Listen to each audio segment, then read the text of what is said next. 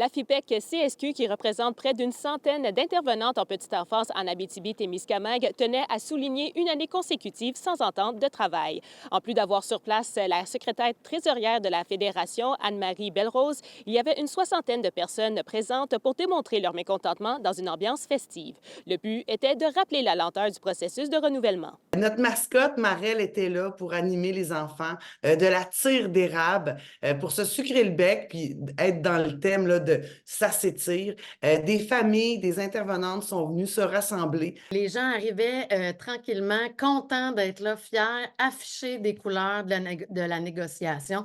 On sentait là, que les gens étaient là et étaient prêts à se battre pour des bonnes conditions de travail. 6 mois après le dépôt des premières demandes, la Fédération des intervenantes en petite enfance du Québec n'avait toujours pas obtenu de première offre de la part du gouvernement. La FIPEC-CSQ demande donc au gouvernement de s'engager à négocier et démontrer de l'importance aux intervenantes qui accompagnent les tout-petits au quotidien. On demande bien sûr une augmentation de salaire avec une protection contre l'inflation. Bien sûr, pour nos salariés, on ne veut plus qu'ils s'appauvrissent dans l'avenir.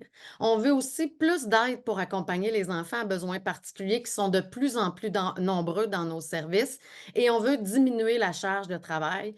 Malheureusement, des sondages démontrent qu'une éducatrice formée sur deux qui quitte le cégep va quitter la profession dans les 2 premières années. L'organisation a aussi l'intention de faire d'autres activités de mobilisation durant le mois d'avril dans la région. Et si les demandes ne sont toujours pas répondues, une grève pourrait s'en suivre dans les prochains mois. Il y aura des actions à toutes les semaines, donc on va bouger dans les CPE pour avoir un dépôt du gouvernement et des dates de négociation.